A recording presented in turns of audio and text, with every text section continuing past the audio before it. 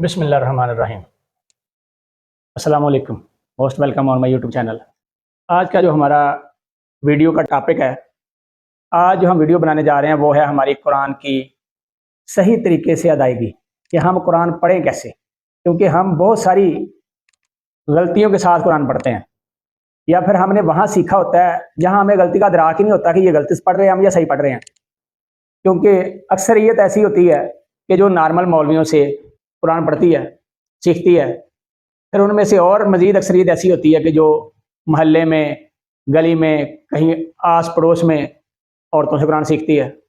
اور اگر تو کسی نے تجوید کے ساتھ اچھا پڑھا ہو پھر تو بہت اچھی بات ہے، عورتوں کا قرآن پڑھانا بہت اچھی بات ہے، لیکن اگر کسی نے تجوید کے ساتھ خود نہ پڑھا ہو، صرف پڑھا ہو قرآن، تو وہ کہے جی مجھے آتا ہے، میں بھی پڑھا دیتا ہوں یا میں پڑھا دیتی ہوں بچوں کو، تو نیکی کے بدلے ہم گناہ کھٹتے رہتے ہیں، ہم گناہ اکٹھے کرتے رہتے ہیں۔ یعنی کہ قرآن کے ایک زیر زبر کی اگر ہم غلطی کر گئے یا اس کی صحیح ادائیگی نہ کی تو اس کا مطلب ہے کہ ہم نے قرآن کو غلط پڑھا، اور غلط پڑھنے کا مطلب کہ ہم نے بجائے ثواب کمانے کے ہم گناہ اکٹھے کر کے لے آئے، اور پھر وہ تا عمر بلکہ اگلی نسل کو بھی ہم منتقل کرتے رہیں گے کہ اس کو ایسے پڑھنا ہے۔ تو آج دو نقطے ہیں جس کے اوپر میں نے بات کرنی ہے، ان میں سے ایک حمزہ وصلی ہے اور ایک ہے نون قطنی۔ دو چیزوں کے اوپر بات کرنی ہے کہ نون قطنی جب آتا ہے، یعنی کہ چھوٹا نون جیسے آتا ہے، جیسے کہ یہ میں بتا رہا ہوں، تو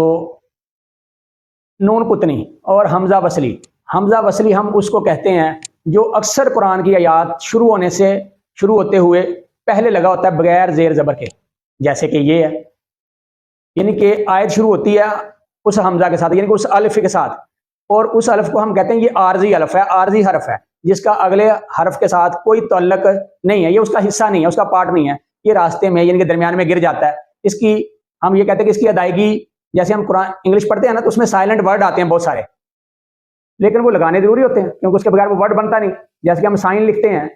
SIGN، تو جی تو سائلنٹ بن جاتا ہے، لیکن جب تک ہم لکھیں گے نہیں وہ تو سین بن جاتا ہے، وہ تو گناہ بن جاتا ہے۔ تو بہت سارے لفظ ایسے آتے ہیں جہاں ہمیں سائن یعنی کہ سائلنٹ ورڈ لگانا پڑتا ہے، لکھنا ضروری ہے، پڑھنا بالکل ضروری نہیں ہے۔ سیم اسی طرح قرآن کے اندر، قرآن کیونکہ عربی بہت وسیع زبان ہے، اور اس کو خوبصورتی کے لیے اللہ نے یہ اکثر آیات کے شروع میں یہ الف جو ہے بغیر زیر زبر کے، جس کو ہم حمزہ کسری بھی کہہ سکتے ہیں، حمزہ وصلی بھی کہہ سکتے ہیں، اور عارضی الف بھی کہہ سکتے ہیں، تو اس کا مطلب یہ ہوتا ہے، اس کے لگانے کا مقصد یہ ہے کہ جب آپ پچھلی آیت کے اوپر رک جائیں، اگلی آیت آپ شروع کرنا چاہیں تو اگلی آیت کے کلیے قانون کے مطابق اس الف کے اوپر زبر زیر پیش ڈال لیں اور اس کو پڑھنا شروع کر دیں۔ سیم اسی طرح نون قطنی کی بات، کہ جب آپ نون قطنی سے پہلے تنوین آ جائے، یعنی کہ دو زبر آ جائیں، دو زیر آ جائیں، دو پیش آ جائیں، یعنی کہ وہ لفظ جو منون ہو، جس کے اوپر تنوین ہو، اگر وہ لفظ آ جائے اور اس کے آگے نون قطنی ہو، جیسے کہ یہ میں بتانے لگا ہوں ابھی کہ سورۃ بقرہ آیت نمبر 180، جب ہم اس کو کھولتے ہیں پڑھتے ہیں تو اس کے درمیان میں نون قطنی آتا ہے، یعنی کہ چھوٹا نون آتا ہے جس کے نیچے زیر ڈلی ہوتی ہے، اس کو ہم کہتے ہیں نون قطنی۔ تو اس کے پڑھنے کا طریقہ کار یہ ہے کہ اگر آپ پچھلی آیت پہ تنوین کے اوپر رک گئے ہیں تو پھر آگے والی جب ہم آیت شروع کریں گے تو نون قطنی کو ہم پھر نہیں پڑھیں گے، پھر اس کو پڑھنا ضروری نہیں ہے، اس کے بغیر شروع کریں گے، لیکن جب اگر ہم ملا کر پڑھیں گے تو پھر اس کو پڑھنا ضروری ہے، اس کے بغیر جو لفظ ہے وہ پورا نہیں ہوتا، حرف کی ادائیگی مکمل نہیں ہوتی۔ جیسے کہ سٹارٹ کرتے ہیں سورۃ بقرہ کی 180 نمبر آیت، جیسے کہ میں نے بتایا، وہاں پہ اگر ہم پڑھیں ترک خیرہ، یہاں رک جائیں اگر ہم، تو پھر ہم پڑھیں گے الوصیۃ، یعنی کہ پھر ہم اس نون قطنی کو نہیں پڑھیں گے۔ اب یہ نون قطنی اکثر جو پبلشر ہیں ان کے لکھنے کا انداز الگ ہے، کیونکہ عارضی الف ہے، حرف ہے،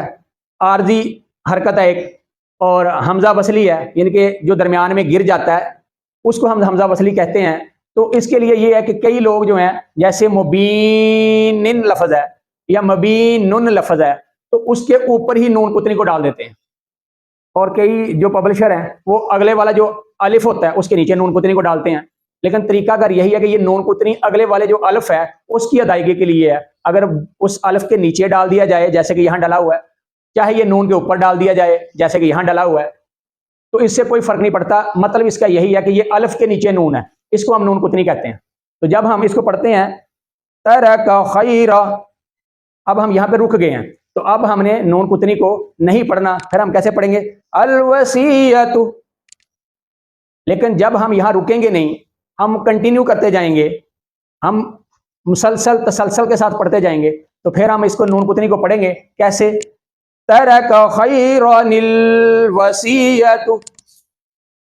ترک خیرا، خیرا یہاں پہ لفظ پڑھیں گے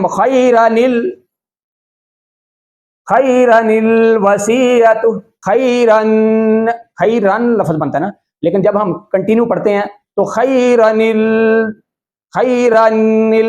یعنی کہ نون کو ہم نیچے سے لے کر نکلتے ہیں، زیر لے کر اس کو پڑھتے ہیں،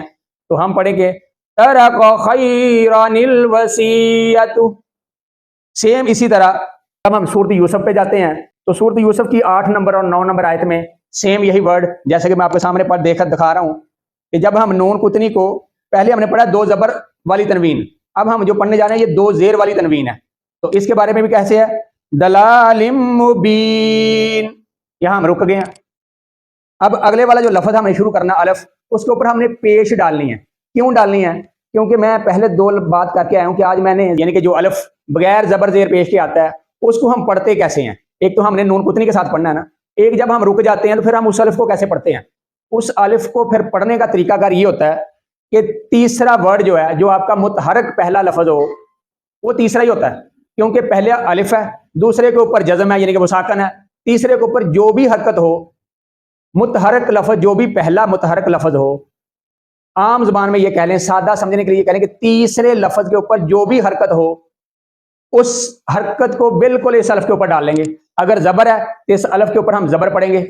جیسے کہ ہم نے کہ آپ سورۃ بقرہ کی آیت نمبر 3 جب پڑھتے ہیں الذین یؤمنون، تو یہاں پہ ہم نے الف پڑھا ہے. کیوں؟ کیونکہ لام 2 ہیں، ایک لام جو ہے وہ ساکن ہے، حمزہ لام زبر ال، لام زبر لا، تو جو لام زبر لا یہ تیسرا ورڈ ہے، تو اس لیے جو متحرک لفظ ہے وہ لام الف زبر ہے، تو اس لیے ہم الف کے اوپر زبر پڑھی ہے، زبر پڑھیں گے اور پڑھائیں گے بھی زبر. اسی طرح جب یہ سورۃ یوسف کی 8 نمبر آیت آتی ہے تو اب ہم نے تنوین کے اوپر رکے ہوئے ہیں، اب ہم نے اگلا لفظ شروع کرنا ہے، کیونکہ ہم نے نون قطنی کو نہیں پڑھنا، ہم نے الف کو پڑھنا ہے. تو الف کو ہم نے کس حرکت کے ساتھ پڑھنا ہے؟ زبر کے ساتھ، زیر کے ساتھ یا پیش کے ساتھ. تو ہم نے یہاں پہ متحرک لفظ دیکھنا ہے تو اس کے اوپر کون سی حرکت ہے. زبر ہے تو ہم اس کے اوپر زبر پڑھیں گے، زیر ہے تو ہم اس کے اوپر زیر پڑھیں گے، اگر پیش ہے تو ہم اس کے اوپر پیش پڑھیں گے. جیسے کہ یہاں پہ الف کاف زبر اق یہ بنتا ہے لفظ، اور تا پیش تو یہ تیسرا لفظ جو ہے یہ حرکت والا ہے، تو اس حرکت کے مطابق ہم الف کے اوپر حرکت ڈال دیں گے، کیونکہ یہاں پیش ہے متحرک لفظ کے اوپر، تو وہاں پہ بھی ہم الف کے اوپر پیش ڈالیں گے اور ہم پڑھیں گے حمزہ کاف پیش اق، تا پیش تو اق تو، لام واو پیش لو اق تو لو، ہم یہ ایسے لفظ پڑھیں گے. اسی طرح اگر سورۃ فجر کی 27 اور 28 نمبر آیت کے اوپر جائیں ہم، تو وہاں پہ لفظ ہے ارجعی، جیسے یہ میں دکھا رہا ہوں کہ ارجعی، یہاں پہ ہم نے الف کے اوپر جو حرکت ڈالی ہے وہ زیر کی ڈالی ہے. کیوں؟ کیونکہ ار را کے اوپر جزم ہے، ساکن ہے،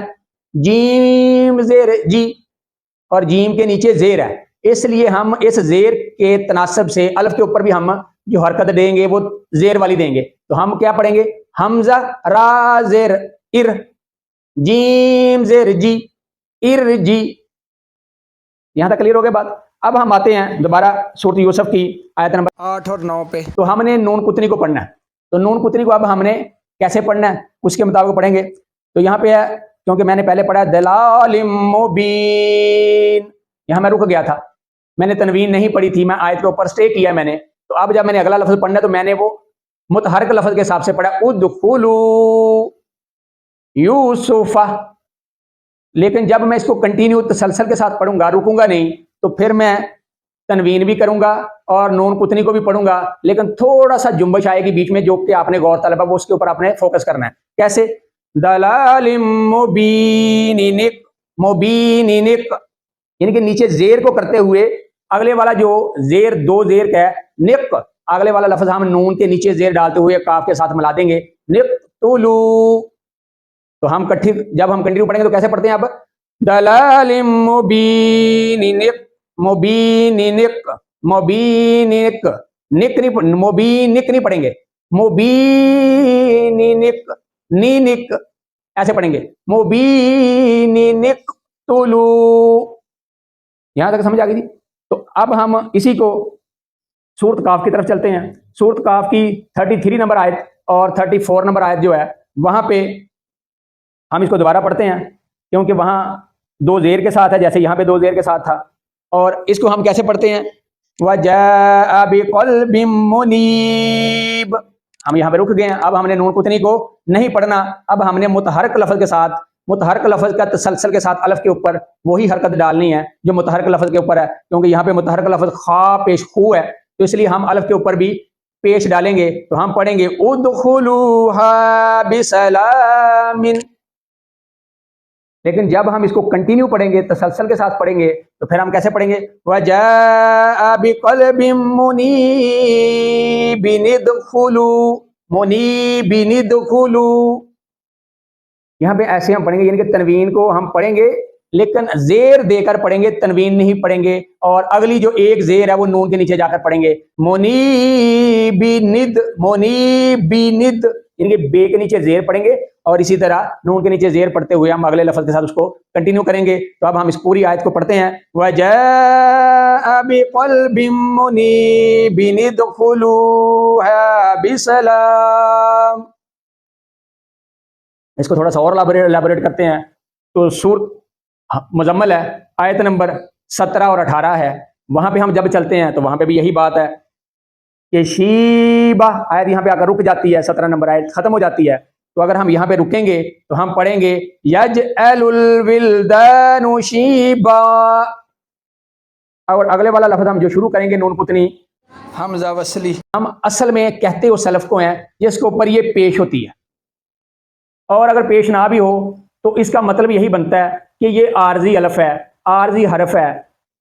तो इसको हम कसरा भी कह सकते हैं, अलिफ आरजी भी पढ़ सकते हैं, अलिफ कसरा भी पढ़ सकते हैं, और इसी को हम अलिफ वसला भी यानी कि वसली भी पढ़ सकते हैं।